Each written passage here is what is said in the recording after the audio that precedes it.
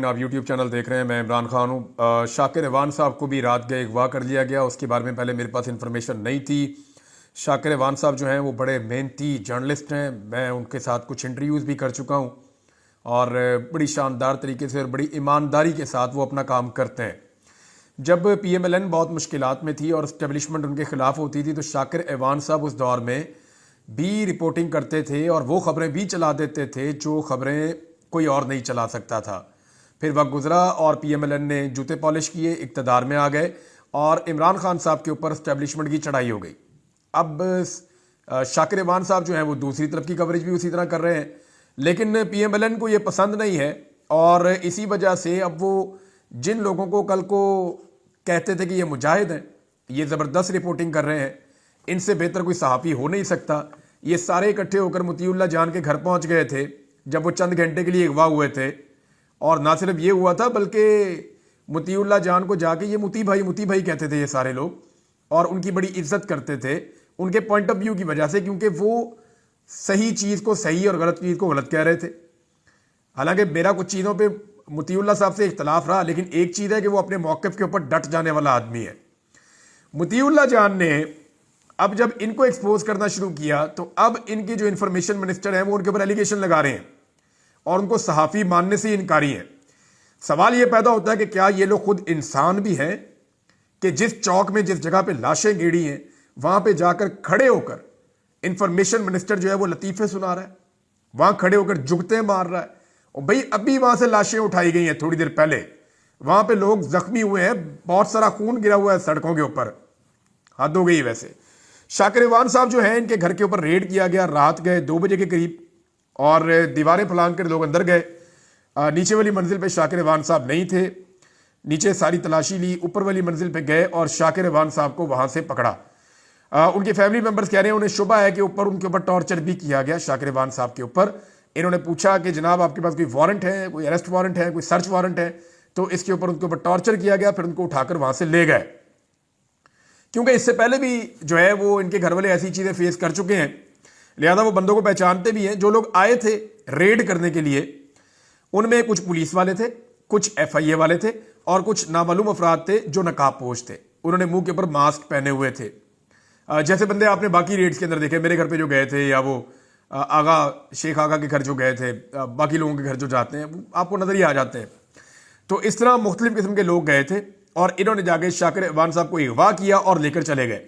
اب ایف آئی اے کہہ رہی ہے ان کے پاس نہیں ہے، پولیس کہہ رہی ہے ان کے پاس نہیں ہے، ہر جگہ پہ پتہ کیا ہے، اور شاکر ایوان صاحب کو مبینہ طور پہ ایجنسیاں اٹھا کر لے گئی ہیں اور ابھی تک ان کو واپس نہیں کیا جا رہا۔ صرف یہ انفارمیشن آئی ہے کہ ان کو بعد میں ایف آئی اے کے حوالے کر دیا جائے گا اور ایف آئی اے کے ذریعے سے وہ واپس اپنے گھر پہنچ جائیں گے۔ اب شاکر ایوان اور مطیع اللہ جان دونوں کے ساتھ ہوا گیا، مطیع اللہ جان پہ ایک عجیب و غریب مقدمہ ڈال دیا گیا کہ جناب یہ نشے کی حالت میں جا رہے تھے، انہوں نے بیریئر کے اندر گاڑی ماری، پھر پولیس والے سے گن چھین کے اس کے اوپر تان دی، پھر جب تلاشی لی ان کو قابو کر کے تو گاڑی کے اندر سے آئس بھی مل گئی۔ میں نے تو مطیع اللہ جان کو کبھی سگریٹ پیتے ہوئے بھی نہیں دیکھا، حیرت کی بات ہے۔ ویسے ایسا بھونڈا اور غلیظ مقدمہ درج کیا اور عدالت نے اس کے اوپر 2 دن کا ریمانڈ بھی دے دیا۔ ثاقب بشیر صاحب ساتھ موجود تھے مطیع اللہ جان کے جب دونوں کو اغوا کیا گیا، پھر ثاقب بشیر صاحب کو 5 منٹ کے بعد چھوڑ دیا گیا، مطیع اللہ جان صاحب کو غائب کر دیا گیا۔ پھر بعد میں جب پریشر بہت زیادہ بڑھا، اور میں یہ بتاتا ہوں یہ پریشر بڑھا ہے، مطیع اللہ جان کو چھوڑنا نہیں تھا، کیونکہ مطیع اللہ جان ریگولر عدالتوں میں جاتے ہیں تو ججز کا عدلیہ کا بہت پریشر تھا، لہذا مطیع اللہ جان کو منظر عام پہ لا کر ان کی ایف آئی آر کرنی پڑی۔ تو یہ پریشر جو ہے وہ میں سارے صحافیوں سے کہوں گا اور سب سے میری گزارش ہے کہ شاکر ایوان کے لیے بھی اسی طرح آواز اٹھائے، سارے اکٹھے ہو کر لاہور ہائی کورٹ کی چیف جسٹس کے پاس جائیں، انہیں جا کر کہیں جی یہاں پہ وہ کوریج کرنے آتے ہیں، انسانی حقوق کی پامالی ہو رہی ہے، آپ چیف جسٹس ہیں، ہمارا بندہ برآمد کروا کے دیں۔ وہ جو پولیس والے ساتھ آئے تھے، ایف آئی اے والے آئے تھے، انہیں بلائیں، انہیں کہیں جی ہمارا بندہ واپس کریں۔ اور اسی طرح جو ہے وہ اسلام آباد کے اندر ہمارے جو دوست سپریم کورٹ میں یا اسلام آباد ہائی کورٹ میں جاتے ہیں وہ بھی وہاں جائیں اور جا کے ججز سے بات کریں، چیف جسٹس آف پاکستان سے بات کریں کہ جناب ہمارے صحافی اغوا ہو رہے ہیں، مطیع اللہ جان کے بارے میں بھی بات کریں اور شاکر ایوان کے بارے میں بھی بات کریں۔ ایک انوکھی مزاحیہ قسم کی ایف آئی آر جو ہے مطیع اللہ جان صاحب پہ دی۔ ان دونوں بندوں کا قصور کیا ہے؟ ایک چیز آپ اپنے ذہن میں رکھیں اور سب کو یہ بات سمجھنی پڑے گی کہ ریاست کا یا اداروں کا یا حکومت کا جو اس وقت سب سے کمزور پوائنٹ ہے، جہاں یہ بری طرح پھنس گئے ہیں، وہ یہ ہے کہ انہوں نے ریئل بلٹس چلا دی ہیں۔ 26 तारीख की रात को जो कुछ भी हुआ वो इनके लिए डरावना ख्वाब बन गया। इन्हें आइडिया नहीं था कि ये मामला ऐसे एक्सपोज हो जाएंगे। मुझे एक शायर है, उनका शेर याद आ गया, इकबाल अजीम साहब उनका नाम है। उन्होंने एक दिन बड़ा जबरदस्त शेर कहा था, एक गजल है पूरी, उसके अंदर से उनका एक शेर है कि कातिल ने किस सफाई से धोई है आस्तीन, कातिल ने किस सफाई से धोई है आस्तीन, उसको खबर नहीं कि लहू बोलता भी है। तो लहू बोलता है जी। आप लाशें छुपा नहीं सकते, आप खून के निशान मिटा नहीं सकते। ये आपके पीछे आएगा। बीबीसी ने बड़ी जबरदस्त इसके ऊपर एक डॉक्यूमेंट्री लिखी है, लेकिन इसका इंपैक्ट बहुत गहरा आ रहा है, पूरी दुनिया के अंदर आ रहा है। आलमी सतह के ऊपर ये जो हुक्मरान है और इनके साथ जुड़े हुए लोग हैं, ये सारे फंस गए हैं और इनको जो है वो एक मुजरिम के तौर पे देखा जा रहा है, जिन्होंने निहत्ते अवाम के ऊपर अंधाधुंध फायरिंग की है। ये क्लेम किया गया कि जनाब जो मुजाहिरीन है उनके पास बहुत सारे हथियार थे, कुछ हथियार लाके सामने भी रख दिया। आपको पता है हथियार तो जब मर्जी पुलिस लाके सामने रख देती है, इनके पास पड़े रहते हैं हमेशा। तो हथियार लाके रख दिए जनाब, ये उनसे बरामद हुए। एक विजुअल ऐसा नहीं है जहां पे ये लोग हथियार लेकर आ रहे हो। पाकिस्तान तहरीके इंसाफ ने बाकायदा ये इंस्ट्रक्शन दी थी कि हथियार लेकर कोई नहीं आएगा, और कोई भी हथियार लेकर नहीं आया था, सवाई कुछ सिक्योरिटी अली अमीन गंडापुर की जो वजीर आला की है या एक दो लोगों की, उसके अलावा और किसी के पास हथियार नहीं थे। तो ये एक गलत एलिगेशन लगाया गया कि पाकिस्तान तहरीके इंसाफ के लोग हथियार लेकर आए। इस पर अल जजीरा ने कहा कि हम सारा दिन रिपोर्टिंग करते रहे, बीबीसी ने, बाकी सारों ने, आलमी मीडिया ने रिपोर्टिंग की है, लोकल मीडिया ने रिपोर्टिंग की है, कोई एक बंदे ने नहीं कहा कि ये हथियार लेकर आए। और किसी एक पुलिस वाले को या एक रेंजर्स को या किसी बंदे को अभी तक सामने नहीं लाया गया जिसको गोली लगी हो। अब अगर किसी को ला के उसको पट्टी करके डॉक्टर से झूठा मेडिकल लीगल सर्टिफिकेट जो है वो बना के और लाकर कह दें जनाब इसको गोली लगी है, तो हम कुछ कर नहीं सकते। लेकिन वकूए के ऊपर एक भी ऐसा वाकया या एक भी ऐसी चीज रिपोर्ट नहीं हुई, जबकि अब तक दर्जनों लोगों की वीडियोस और तस्वीर आ चुकी हैं जिन्हें गोलियां लगी हुई थी। या तो वो नीम मुर्दा हालत में थे, या वो बेहोशी की हालत में थे, या वो करा रहे थे, या उनको अस्पतालों में शिफ्ट किया जा रहा था। जो लोग अस्पतालों में गए हैं वो ये कह रहे हैं कि अस्पतालों के अंदर मरीजों का तांता बंधा हुआ था, और ज्यादा लोग वो थे जो बुलेट इंजरी के साथ आए थे। अस्पताल के अमले ने जो पहला डाटा जारी किया था उसमें बुलेट इंजरी आखिरी कॉलम में लिखी हुई थी, और 28 लोगों का वो डाटा था। अब आप अंदाजा करें कि इस सूरत हाल में हुकूमत इतने बड़े साने को कैसे छुपा सकती है। हुकूमत के लिए छुपाना मुमकिन नहीं होगा। बीबीसी की रिपोर्ट बहुत इंपॉर्टेंट है, उसके कुछ हिस्से मैं आपको पढ़ के सुनाता हूं, आप हैरान रह जाएंगे। बीबीसी ने जनाब इसके ऊपर पूरी तहकीकाती एक रिपोर्ट तैयार की है। उन्होंने अपने सहाफियों को भेजा, और जो बीबीसी की टीम पहुंची अस्पताल में, वो ये बताते हैं कि अस्पताल के बाहर पुलिस और रेंजर्स खड़ी है, और वो हर बंदे को चेक करते हैं। वो ये देखते हैं कि ये जो बंदा आया है ये कोई सहाफी है क्या है, ये कोई तहकीकात तो नहीं कर रहा, या ये कोई पाकिस्तान तहरीके इंसाफ के जो लोग जेरे इलाज हैं उनके मामले में तो नहीं आया। तो वो कहते हैं जी बहुत ज्यादा बात चेकिंग हो रही है। अस्पताल के अमले से उन्होंने ऑफ द रिकॉर्ड बात की है, कुछ लोगों ने नाम ना बताने की शर्त के ऊपर कुछ चीजें उनके सामने रखी हैं। उन्होंने पॉली क्लिनिक अस्पताल और पिम्स अस्पताल दोनों का उन्होंने रुख किया है, और पहले जो वो अपना डाटा बता रहे हैं एक अस्पताल का बता रहे हैं। ये पॉली क्लिनिक अस्पताल है, और ये बताते हैं जनाब के यहाँ पे 3 अफराद की लाशें मौजूद थी, जिनमें से एक की लाश जो है वो बुध की रात तक मुर्दा खाने में मौजूद थी। 2 लाशें जो है वो लवाहिकीन के हवाले कर दी गई हैं, जबकि दूसरे अस्पताल से जो अभी तक वहां पे अमले ने बताया कि 2 लाशें वहां से भी लवाहिकीन के हवाले की गई हैं। जबकि पाकिस्तान तहरीक इंसाफ कह रही है जो मौके के ऊपर जिन लोगों की डेथ हो गई थी उनको डायरेक्टली उनके इलाकों में रवाना किया गया है। तो इस तरह पाकिस्तान तहरीक इंसाफ ने जो फिगर दिया है, यानी अभी वो अपना डाटा कंपाइल कर रहे हैं, तहरीक इंसाफ अपने हर इलाके से चेक कर रही है कि कौन कौन से बंदे मिसिंग हैं, फिर उनको जो है वो गिरफ्तार होने वालों की लिस्टों के अंदर चेक कर रहे हैं, और जो बंदे लापता होंगे वो कहां गए उसके ऊपर फिर तहरीक इंसाफ अपना एक डाटा जारी करेगी कि हमें इतनी लाशें मौसूल हो गई हैं, और ये बुलेट इंजरी हुई थी, हमारे इतने जख्मी हैं, इन्हें गोलियों से जख्म लगे हैं, और इसके अलावा हमारे इतने लोग जो है वो लापता हैं जिनके बारे में हमें नहीं पता कि या उनको मार दिया गया है या उन्हें लापता कर दिया गया है, और इसके अलावा इतने बंदे हमारे गिरफ्तार हैं और वो फलां जेलों के अंदर या फलां थानों के अंदर बंद है। पाकिस्तान तहरीक इंसाफ इसके ऊपर काम कर रही है, लेकिन बहुत दबाव है। तहरीक इंसाफ के ऊपर इतना दबाव शायद कभी नहीं था जितना दबाव अब है कि आप कुछ भी करें इस मामले को दबाएं, और तहरीक इंसाफ के अंदर बहुत सारे लोग इस पर काम कर रहे हैं। एक काम होगा और बड़ी बारीक वारदात है जिस पे काम हो रहा है। पाकिस्तान तहरीक इंसाफ को एक डाटा दिया जाएगा, और जिन बंदों को डाटा दिया जाएगा वो आप समझ लें जैसे ये है वजीर आला खैबर पख्तूनख्वा के साथ जो होता है वो बैरिस्टर सैफ, इस तरह के लोगों को एक डाटा दिया जाएगा कि आप ये डाटा पब्लिक कर देंगे ये बंदे आपके मारे गए हैं, और वो डाटा पब्लिक कर देंगे। उसके बाद उनमें से 5-6 बंदे लाकर सामने खड़े कर दिए जाएंगे हुकूमत की जानिब से। ये तरह समझ लें आप, ये हुकूमत और सिस्टम एक डाटा दे रहा है जो आने वाले वक्त में पाकिस्तान तहरीक इंसाफ के लोग सामने लेकर आएंगे تحریک انصاف کو میں پہلے بتا رہا ہوں کہ یہ کام ہو رہا ہے، اور اس سے اگر آپ نے بچنا ہے تو ابھی آپ تیاری کر لیں۔ تحریک انصاف کے بندے ایک ڈیٹا لے کر آئیں گے، جناب یہ بندے ہمارے مر گئے، اور وہ ڈیٹا تحریک انصاف کو دیا ہوگا کس نے؟ سسٹم نے۔ سسٹم سے ایک ڈیٹا نکلے گا اور تحریک انصاف کے بعد پہنچے گا، اور سسٹم کے جو اعلی کار ہیں تحریک انصاف کے اندر وہ اس ڈیٹا کو بتائیں گے جناب یہ ڈیٹا ہے۔ جب وہ ڈیٹا سامنے آئے گا تو اس کے بعد ان میں سے کچھ بندے لا کے سامنے کھڑے کر دیے جائیں گے، جی یہ تو بندے زندہ ہیں، یہ تو گرفتار ہوئے، یہ تو بندہ اپنے گھر پہ تھا، یہ بندہ فلان جگہ پہ تھا۔ تو اس طرح پاکستان تحریک انصاف کے بیانیے کو ضائع کرنے کی کوشش کی جائے گی۔ یہ ایک میٹنگ میں فیصلہ ہو چکا ہے کہ ان کے ساتھ ایسے کھیلو کہ ان کو ایسے نام دے دو جو نام مرے ہی نہیں ہیں، تاکہ بعد میں ان لوگوں کو سامنے لا کر جو اصل میں مرے ہیں ان کا کیس بھی خراب کر دیا جائے۔ تو یہ کھیل کھیلا جا رہا ہے، میں نے پہلے بتا دیا ہے، اور یہ کھیلا جائے گا۔ دوسری بات یہ ہے کہ بی بی سی نے جو چیزیں بتائیں ان میں ڈاکٹرز کے حوالے سے بڑی خوفناک چیزیں ہیں۔ یعنی ڈاکٹر یہ بتاتے ہیں کہ یہاں پہ بہت سارے لوگ لائے گئے تھے۔ پہلے تو ایک خاتون ہے، انہوں نے بتایا جی کہ میرے ہسبینڈ کے کندھے پہ گولی لگی ہے، میں گاڑی میں تھی، میں نے دیکھا کہ میرے ہسبینڈ جو ہیں وہ گرے ہوئے ہیں اور وہاں گولیاں چل رہی تھیں، ریئل بلٹ ہے۔ بی بی سی نے وہاں جا کر چیک کیا تو ان کے کندھے سے آپریشن کر کے گولی نکالی گئی تھی۔ تو یہ ان کا یہ کہنا ہے۔ اس کے علاوہ جناب جو ڈاکٹرز ہیں وہ یہ کہہ رہے ہیں کہ ہمارے اوپر حکومت کا بہت دباؤ ہے، اگر ہم کوئی بھی ڈیٹا دیں گے یا کوئی بھی چیز کریں گے تو اس کے نتیجے میں ہمیں اپنی نوکریوں سے ہاتھ دھونا پڑے گا۔ اور جو مریض ہیں وہ یہ کہہ رہے ہیں کہ ہم کسی بہتر اسپتال میں اپنے مریض کو لے جانا چاہتے ہیں تو ہم کہتے ہیں جناب ہمیں فائل دیں تاکہ ہم کسی اچھے اسپتال میں شفٹ کر کے علاج کروائیں، تو اس پہ وہ فائل بھی نہیں دے رہے اسپتال والے کو۔ فائل دیں گے تو اس میں لکھا ہوگا کہ اس کے اوپر کس طرح کی انجری ہے، بلٹ انجری ہے، تو جب فائل دیں گے تو وہاں پہ حکومت کے خلاف کیس بنے گا کہ جناب انہوں نے ریئل بلٹ فائر کی ہے۔ ڈاکٹرز نے یہ جو باتیں کی یہ میں آپ کو پڑھ کے سناؤں گا، یہ پیراگراف بڑا خوفناک ہے۔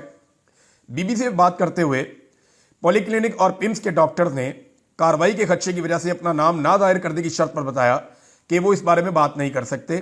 تاہم ایک ڈاکٹر نے آپریشن کی رات کے حوالے سے بات کرتے ہوئے بتایا کہ انہوں نے آج تک ایک رات میں اتنی سرجریز نہیں کی ہیں جتنی اس رات کی تھیں، 26 تاریخ کی رات۔ یہ ایک ڈاکٹر نے بتایا، باقی ابھی نہیں بتا رہے۔ انہوں نے کہا اپنی زندگی میں کبھی اتنی سرجریز نہیں کی جتنی اس رات کی تھیں۔ ڈاکٹر نے کہا بعض زخمی اس قدر تشویشناک حالت میں آئے کہ ہم نے انہیں سن کرنے والی دوائی دینے کے بجائے ہمیں ڈائریکٹ ان کی سرجریز شروع کرنی پڑ گئیں۔ بہت سے مریض ایسے تھے جن کا بہت زیادہ خون بہہ چکا تھا۔ ڈاکٹر نے کہا ہمارے پاس رش اس قدر زیادہ تھا کہ ہم نے ایک بیڈ پر 2 سرجریز کی اور گولیاں نکالی۔ جو میں نے رات کو یہاں دیکھا وہ میں کبھی نہیں بھول سکوں گی۔ اب یہ ایک لیڈی ڈاکٹر ہیں جنہوں نے یہ اسٹیٹمنٹ دیا ہے۔ اب جناب جب عطا اللہ تارڑ سے پوچھا جاتا ہے، عطا تارڑ سے کہ جناب یہ آپ نے کیا کیا، تو وہ ڈینائی کرتے ہیں جی ہم نے تو ایک بھی گولی نہیں چلائی۔ تو یہ ریئل بلٹ لوگوں کو لگی کیسے؟ اسپتال انتظامیہ کے مطابق جو آف دی ریکارڈ بتا رہے ہیں، صرف ایک اسپتال میں 45 سے 55 ایسے لوگوں کو لایا گیا جنہیں ریئل بلٹس لگی ہوئی ہیں، اور جنہیں گولیاں لگی ہیں ان میں سے کئی لوگوں کو اسلام آباد سے باہر بھی لے جایا گیا۔ تو یہ ایک بڑی خوفناک رات تھی، اور یہ اس وقت تو مظاہرین کے لیے خوفناک تھی، لیکن اب ایسا لگتا ہے کہ یہ حکومت کے لیے ایک ڈراؤنا خواب بن جائے گی۔ اور یہ بھی چیز رپورٹ ہوئی ہے کہ حکومت نے اور پولیس نے جو لوگ وہاں پہ مارے گئے، جاں بحق ہو گئے، ان میں سے کسی کا پوسٹ مارٹم بھی نہیں کرنے دیا۔ انہوں نے کہا جی پوسٹ مارٹم نہیں کرنا، ورنہ پوسٹ مارٹم کی رپورٹ بنے گی تو اس کی بنیاد کے اوپر مقدمہ درج ہوگا کہ ریئل بلٹ لگی ہوئی ہے۔ اب اس پہ علی امین گنڈا پور نے کیا کیا، ہمارے پاس کوئی جواب نہیں ہے۔ اس پہ پاکستان تحریک انصاف کی قیادت نے کیا کیا، ہمارے پاس کوئی جواب نہیں ہے۔ یہ جن لوگوں کو گولیاں لگی تھی ان کے پوسٹ مارٹم خیبر پختونخوا میں بھی ہو سکتے تھے کہ جناب ایک لاش لائی گئی ہے، یہ اس کا پوسٹ مارٹم کیا گیا ہے، جناب اس کے اوپر اتنی گولیاں لگی تھی، کچھ تو آپ اپنے پاس ریکارڈ رکھ لیتے۔ لیکن پاکستان تحریک انصاف ابھی تک سنجیدہ ہو کر ڈیٹا کلیکٹ نہیں کر رہی، اور پاکستان کے میڈیا کو بہت سختی سے یہ احکامات دیے گئے ہیں کہ کچھ بھی ہو جائے اس رات کا تذکرہ نہیں کرنا۔ عمران خان کا جتنا مرضی آپ نام لیں، ان کے نام پر سے تقریباً پابندی ہٹ گئی ہے کہ جتنا مرضی آپ اس کا نام لیں، رولا ڈالیں، آپ پولیٹکس کے اوپر بات کریں، آپ پاکستان تحریک انصاف کے اندر اختلافات کے اوپر آپ بات کریں، آپ لاشوں کا مذاق اڑائیں، اس وقوعے کا مذاق اڑائیں، کچھ کریں، لیکن اس رات کو جو ظلم ہوا ہے، جو جبر ہوا ہے، اس کے بارے میں کوئی بات نہیں کرے گا۔ ہے نا فرعونیت؟ آپ کو یعنی میں اس کو اب کہاں مثال دوں، یعنی کس کے ساتھ اس کو لا کے جوڑوں میں؟ آج کے جدید دور میں سر عام گولی چلتی ہے، لوگوں کو ماری جاتی ہیں، لوگ اسپتالوں میں پہنچتے ہیں، سوراخوں والے زخم میں نے دیکھے ہیں ویڈیوز کے اندر، ان کو پوسٹ نہیں کر سکتے، وہ اتنے خوفناک قسم کے ہیں۔ جب وہ ساری چیزیں نظر آ رہی ہیں، بے شمار لوگ اسپتال میں بیڈز کے اوپر پڑے ہوئے ہیں، جب سب کچھ نظر آ رہا ہے پھر بھی میڈیا بول نہیں پا رہا، تو اس کا مطلب آپ سمجھ جائیں کہ یہ کتنا بڑا ایشو ہے اس وقت اس نظام کے لیے۔ ناظرین، جو لوگ واپس جا رہے تھے ان میں سے کچھ لوگوں کو گرفتار کیا گیا ہے، اور پتہ چلا ہے کہ بلوچستان سے تعلق رکھنے والی قیادت اور کچھ پنجاب کے لوگ جو ہیں، ایون خیبر پختونخوا کے بھی، ان کو اغوا کر لیا گیا ہے۔ نہ وہ نہ ان کی لاش ملی ہے، نہ وہ کسی پولیس اسٹیشن میں ہے، نہ انہیں جیل بھیجا گیا ہے، اور نہ ہی ان کے اوپر کوئی اور، نہ وہ زخمی ہوئے، نہ وہ اپنے علاقوں میں پہنچے ہیں۔ تو باقاعدہ کنفرم کیا جا رہا ہے کہ کچھ لوگوں کو اغوا کر کے سائڈ پہ کیا گیا ہے۔ ممکن ہے کہ 9 مئی طرز کا کوئی اور معاملہ بنایا جائے اور یہ کیا جائے کہ جناب ان کے بیانات کی روشنی میں عمران خان صاحب کو کسی طرح پھانسا جائے۔ ناظرین، یہ والا ہفتہ جو ہے وہ پاکستان تحریک انصاف کے لیے بہت امپورٹنٹ ہے، اور اس کی کچھ وجوہات ہیں۔ ایک تو سلمان اکرم راجہ صاحب نے استعفیٰ دے دیا ہے سیکرٹری جنرل کی سیٹ سے، حالانکہ یہ استعفیٰ دینے کا ٹائم نہیں ہے، ذمہ داری لینے کا ٹائم ہے۔ سلمان اکرم راجہ صاحب کیونکہ ناکام رہے، لاہور سے جلوس کو لیڈ کرنے میں، انہوں نے وہاں سے لوگوں کو لے کر آنا تھا، لیکن انہوں نے صاف کہا جناب 10 20 25 30 بندوں سے زیادہ اکٹھے نہیں ہو پا رہے تھے، اور جیسے ہی بندے نکلتے تھے ویسے ہی اٹیک ہو جاتا تھا۔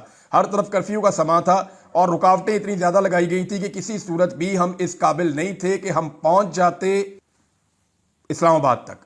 تو سلمان اکرم راجہ صاحب نے لگ بھگ اپنی رسپانسبلٹی لی ہے، اور ذمہ داری لیتے ہوئے انہوں نے استعفیٰ دیا ہے، لیکن انہوں نے کہا ہم آگے بڑھیں گے اپنے غصے اور عزم کے ساتھ، ہم ہر قانونی رستہ اپنائیں گے، ہم ایک پرامن سیاسی جماعت ہیں، ہم ایک جتھا ہرگز نہیں ہے، یہ سلمان اکرم راجہ صاحب نے کہا ہے۔ لیکن سلمان اکرم راجہ صاحب کو اتنی وہ کرنے کی ضرورت کیا ہے؟ یعنی سلمان اکرم راجہ صاحب بہترین کام کر رہے ہیں، اور انہوں نے سچ بولا ہے کہ اس وجہ سے ہم نہیں نکل پائے۔ اصل میں تو وہ لوگ ہیں جو فوٹو سیشنز کر رہے تھے، اصل میں تو حماد اظہر سے پوچھنا چاہیے نا کہ آپ پنجاب کے صدر ہیں، بتائیں جی آپ کتنے بندے لے کر آئے؟ پنجاب کے صدر کی رسپانسبلٹی تھی نا کہ انہوں نے لے کر آنے تھے بندے اسلام آباد میں، خود وہ کشتیوں کے اوپر ٹریول کر رہے تھے، کبھی پیدل ٹریول کر رہے تھے، بیچارے رستہ ڈھونڈ رہے تھے، ایسا نہیں ہے کہ انہوں نے کچھ نہیں کیا۔ لیکن اگر پنجاب لگاتار فیلئر کا شکار ہو رہا ہے، ابھی میری کچھ لوگوں سے بات ہو رہی تھی، انہوں نے کہا جی فیصلہ آباد کے سوائے 2 ایم این ایز کے کوئی بھی نہیں نکلا۔ کچھ ایم این ایز آئے، انہوں نے ایک ہجوم کے ساتھ کھڑے ہو کر فوٹو سیشن کیا، اور اس کے بعد وہ غائب ہو گئے، وہ ملے ہی نہیں۔ نثار جٹ صاحب نکلے ہیں، اور یہ تلنگنگ تک تو دیکھے گئے ہیں، اور تلنگنگ کے بعد تک جو ہے وہ اسلام آباد تو نہیں پہنچ پائے، ڈی چوک میں تو نہیں آ پائے، لیکن حامد رضا صاحب بھی جو ہیں وہ اسلام آباد کی طرف بہت زیادہ زور لگا کے کوشش کرتے جانے کی، بڑا لمبا رستہ انہوں نے اختیار کیا ہوا تھا۔ اب حامد رضا صاحب نے بھی استعفیٰ دے دیا کور کمیٹی سے بھی اور پولیٹیکل کمیٹی سے بھی، اور وہ یہ کہہ رہے ہیں میں عمران خان صاحب کو مل کے ساری صورتحال بتاؤں گا کہ پنجاب کے اندر جو ہے وہ کسی قسم کا کوئی ایکٹیویٹی ہو ہی نہیں رہی۔ تو پاکستان تحریک انصاف کی جو پنجاب کی قیادت ہے وہ پوری طرح ناکام ہوئی ہے، اور اسی پنجاب کی قیادت نے سلمان اکرم راجہ صاحب کو دیوار کے ساتھ لگایا، جس کی وجہ سے انہوں نے استعفیٰ دیا ہے۔ حالانکہ استعفیٰ دوسرے لوگوں کو دینا چاہیے تھا، سلمان اکرم راجہ صاحب نے ساری بات کھل کر کی، اور انہوں نے چارج شیٹ کیا کہ لاہور میں یہ ہوا، سائیوال میں یہ ہوا، گجرانوالہ میں یہ ہوا، انہوں نے ایک ایک چیز کمیٹی کے اندر بیٹھ کے بتائی۔ تو جب انہوں نے بتائی تو پھر ان کے اوپر اٹیک کر دیا، پرانے جتنے گھاگ لوگ بیٹھے ہوئے ہیں پاکستان تحریک انصاف میں اپنی گروپنگ بنا کے، انہوں نے سلمان اکرم راجہ صاحب پہ اٹیک کیا۔ اور فواد چودھری صاحب کو سلمان اکرم راجہ صاحب پہ کیوں غصہ ہے؟ دیکھیں فواد چودھری صاحب کا میں آپ کو ایک چیز کنفرم کر دیتا ہوں کہ چودھری صاحب نا بڑے یارباش آدمی ہیں۔ حماد اظہر اور فواد چودھری ایسے ہیں، حماد اظہر کو تکلیف ہوتی ہے تو فواد چودھری کو تکلیف ہوتی ہے، فواد چودھری کو تکلیف ہوتی ہے تو حماد اظہر کو تکلیف ہوتی ہے۔ یہ دونوں آپ یہ سمجھ لیں یہ یک جان دو کالب ہے۔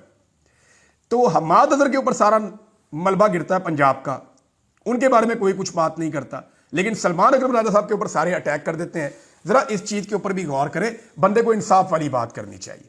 اب یہ لاشیں کہاں گئی اور کتنے لوگ شہید ہوئے، کتنے لوگ لاپتہ ہیں، پاکستان تحریک انصاف کو اس کے اوپر باقاعدہ انکوائری کر کے صحیح ڈیٹا دینے کے بعد سوگ کا اعلان کرنا چاہیے۔ یہ بہت بڑا سانحہ ہے۔